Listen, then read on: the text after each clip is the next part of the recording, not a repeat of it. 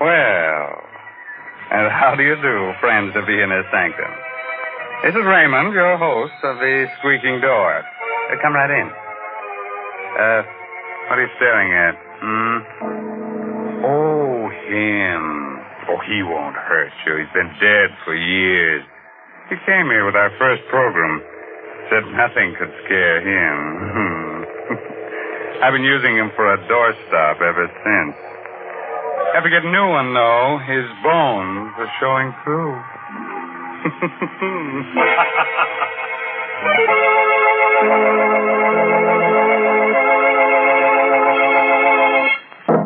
My friends, did you know that this is a bad winter for our ghost friends? Oh, my, yes. There aren't enough sheets to go around, and lots of them have horrible colds. They float around just coughing and coughing their heads on. Are you all set?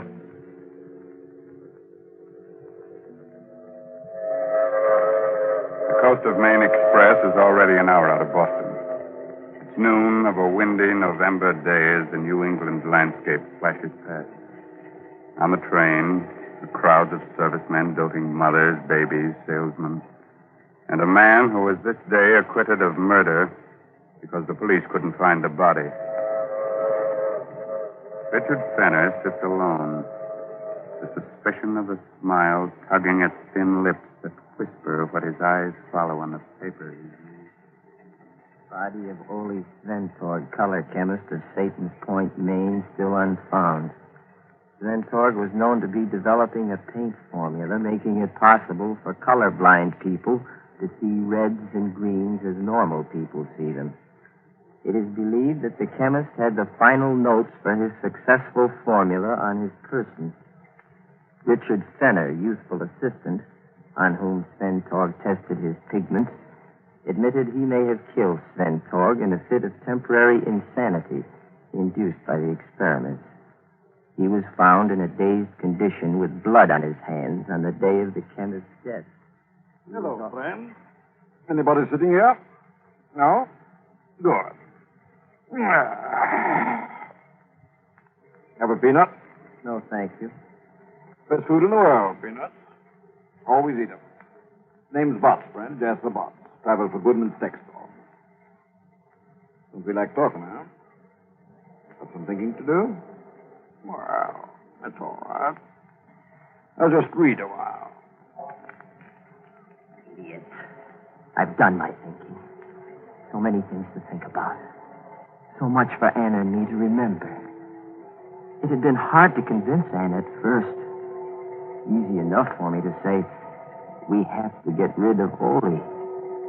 But Ole was Anna's brother. We talked it over on the cliff near the land.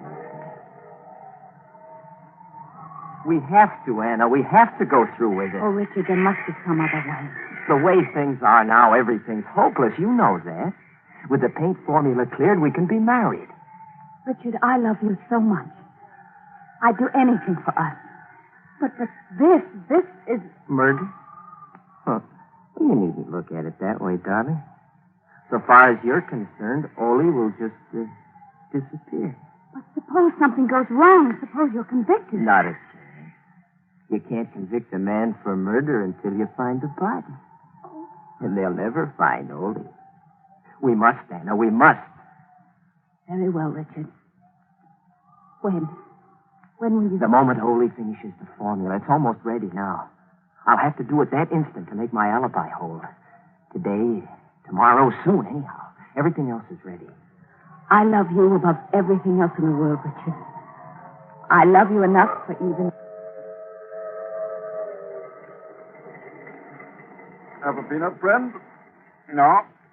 Oh, snoozing, huh? Traveling on trains makes some people sleepy. Not me. Been on trains all my life. Never get sleepy. From far? Satan's Point, Maine. Satan's Point? Never heard of it. Must be a devil of a small place.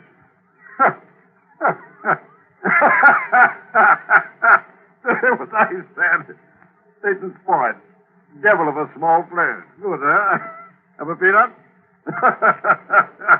Devil of a place. Devil of a place. Devil of a place.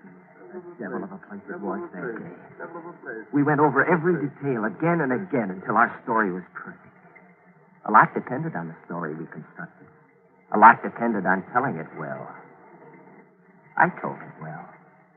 To the police in Maine and to the alienists in Boston. I started the story with the morning of October 11th in Ole's laboratory. Hold on. This is my last mixture.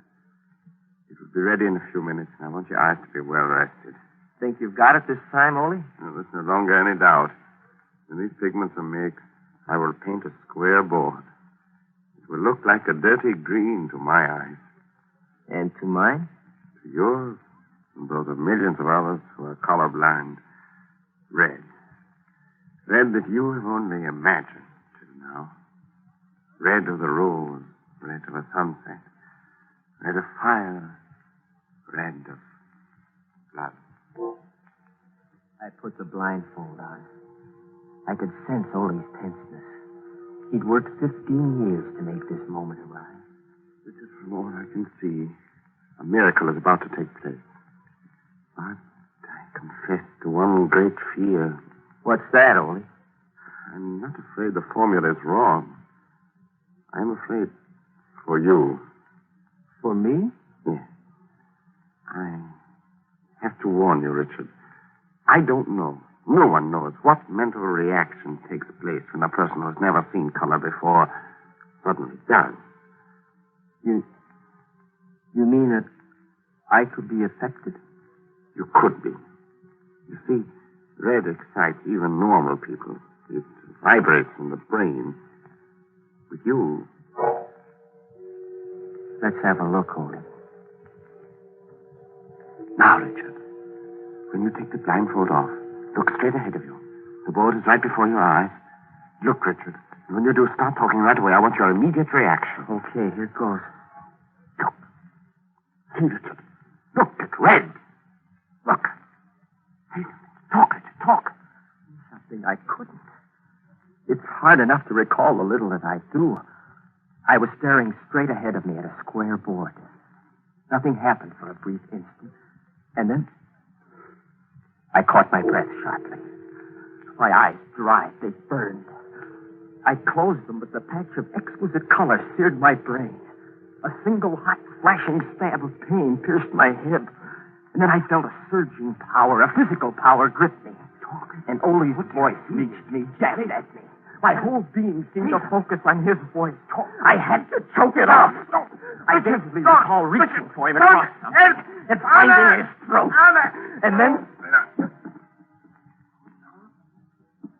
then nothing more.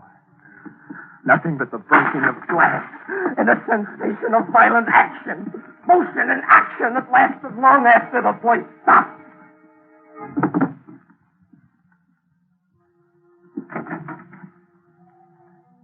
Then I felt cold air lashing at me. I was carrying something limp and heavy. There's a point of rock outside the house. It juts over the sea. I stood there for I don't know how long. The first clear thing I recall is identifying Anna's voice coming towards me. Richard! Darling, what are you doing? Richard! Your hand!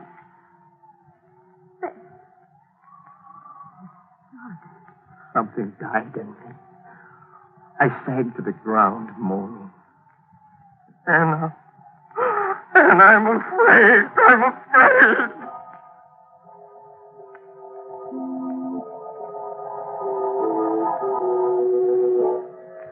Well, that was my story. That's what I told them all. They didn't believe me, so what? They didn't find Ole. Anna told her own story as well, about coming back from town in the station wagon, finding me on the rock with blood in my hands. In the time they searched the house and the grounds, they came close, too close, just once. It was the day they gave up the search. I was standing in the yard with the guard when the inspector called me over to the little meat house near the cliff. Well, they'd been through it before, but the inspector held something in his hand. You sure in your day's meanderings you didn't come near this meat house, Fenner? Well, I can't be sure of anything, Inspector. I don't think so. Why? There's no felt hat I overlooked before. Got the initials OS stamped in it. Holy hat. I left it out. Was our whole plan going to be upset by a hat? Hi, Fenner. It's Ole's. He always wore it out here when he worked on his meat. No? And the blood on the brim? Well, look around you for the answer to that one. Ole was proud of his larder. He just hung 2 quarters of beef the other day for aging. Right over there, see? It was fresh killed stock. Blood probably came from that. Yeah, we'll have the blood tested anyhow. All right, Fenner. You can go back now. I walked away a little elated. Habit's a funny thing. It plays tricks, even on detectives. People are used to thinking of bodies as being so many feet long, with 2 legs, 2 arms, and a head.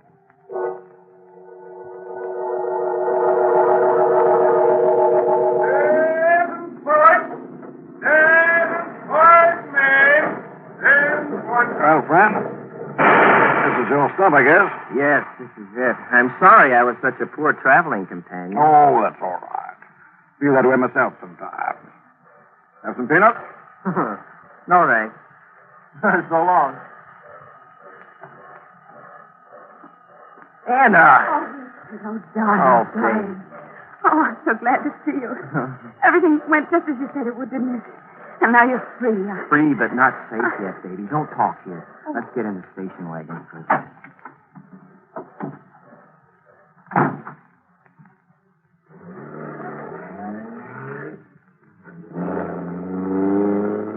None of the papers believed our story, did they? No, and it's just as well.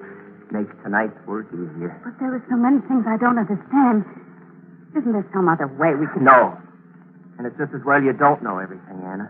There's less chance of your making a slip. It seems to me that I'm in this as deeply as you are. All right. I'll tell you this much. The papers played up the fact that Ole had the final formula on his person when he was killed. The formula we thought was on the lab table, right? Yes. Well, that leaves 2 things I have to do. I have to search Ole's clothing for the thing, and, well, the other thing should be obvious. Oh, don't, Richard. You talk about those things so coldly. Well, it's a cold subject, isn't it? I see the house now. Put your lights off. Did you make the phone call I told you to? Yes, the man said all arrangements had been carefully made. He said the rest was up to you. You wasn't serious. Okay, pull up by the garage.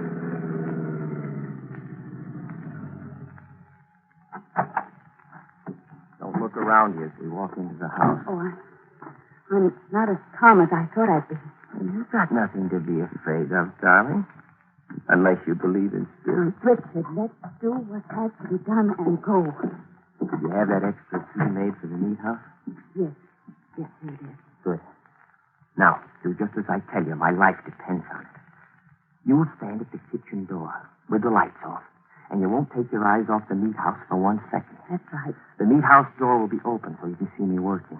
The lantern will make it light enough. Right now, I'm going to stand in front of the only window in the room we left the blind up on. While I'm there, you go get the dummy we had made to look like you. Put it in a chair in the position you're in now. Got that? Yes. All right, get the dummy. It's in the linen closet.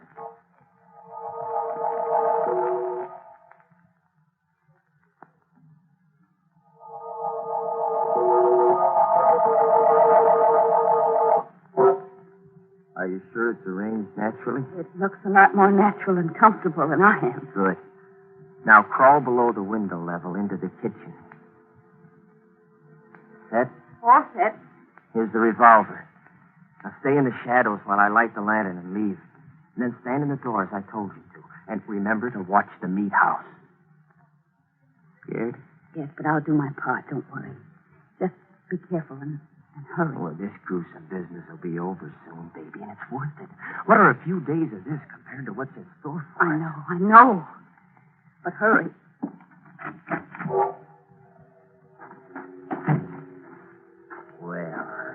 is this. Now I must work carefully. The meat house. Boy, this metal's cold. I'll bet Ole is, too. Now let's see. Put the lamp in here. So. And it's the 3 sacks on the meat hooks on the left side.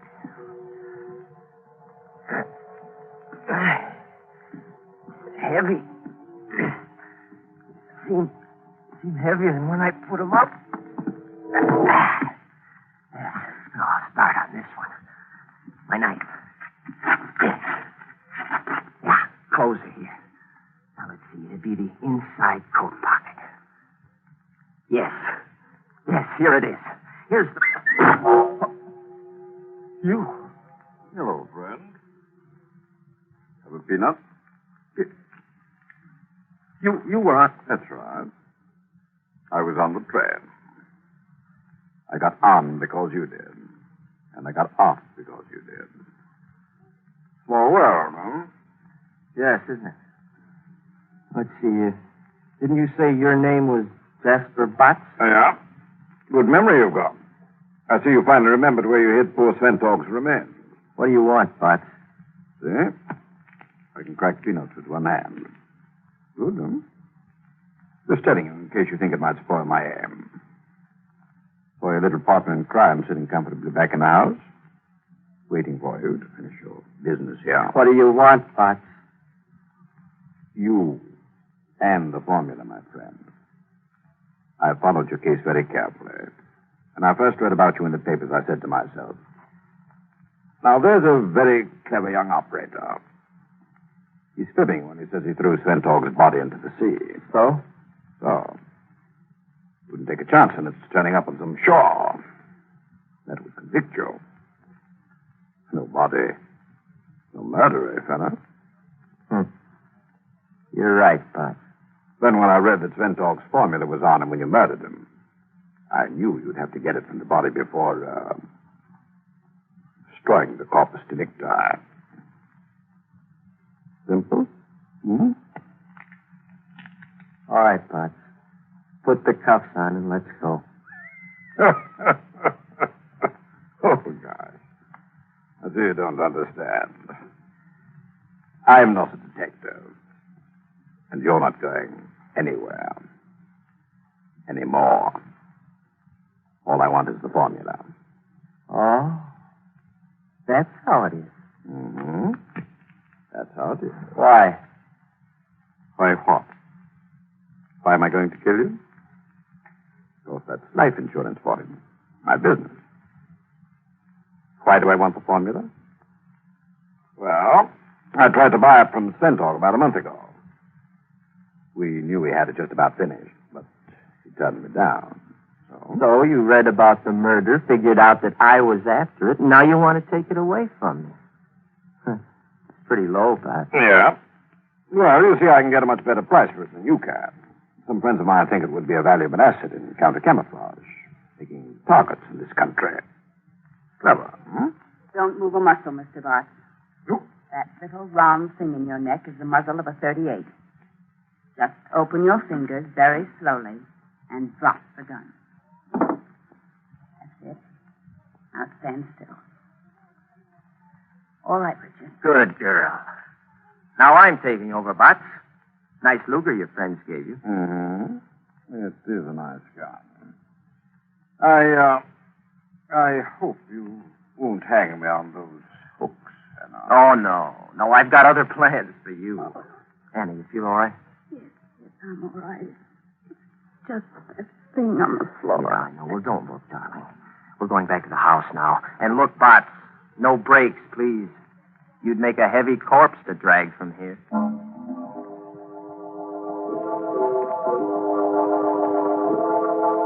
That's a very cozy little room. Tired and everything, huh? Okay, darling, make your phone call.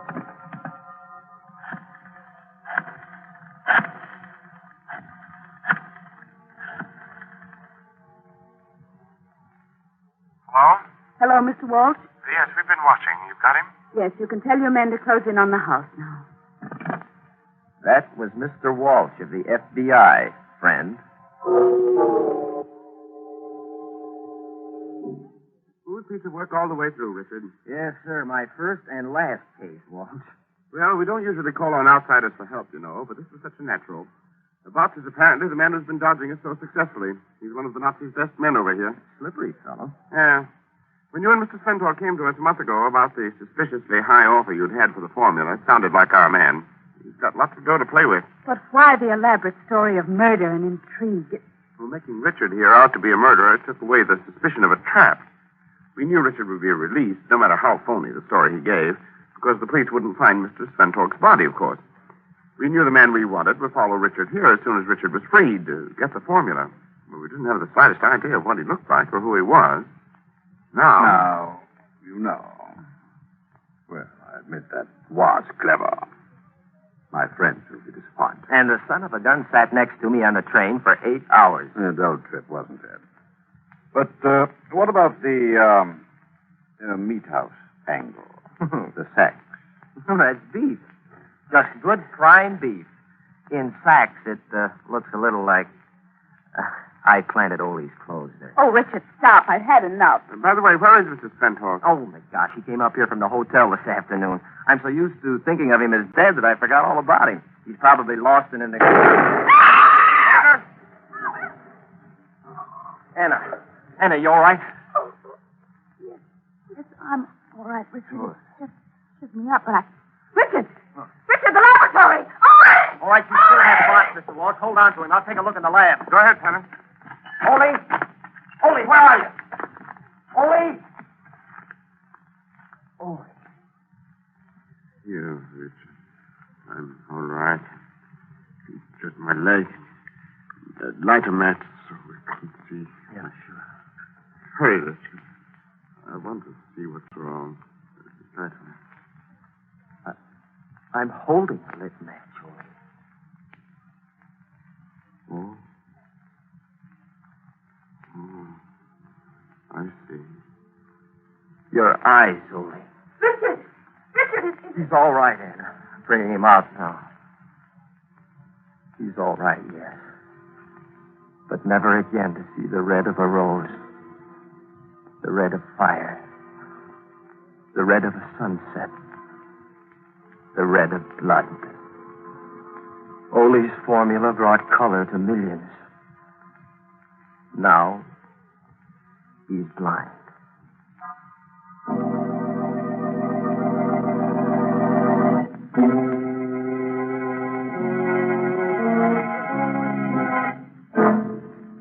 No corpse? Oh, my. No corpse. Well, a corpse, man. Will somebody pass the peanuts? Listen, you. Yes, you over there. Are you sometimes green with envy? You ever go into a purple rage? Are you yellow? You are. Oh, don't worry about it. You've got what the writers call a colorful personality. Or maybe you're just a rainbow. By the way, this month's Inner Sanctum Mystery novel is Puzzle for Puppets by Patrick Quentin. Well, now it's really time to close that there squeaking door until next week at this same time. So, good night. Pleasant dreams.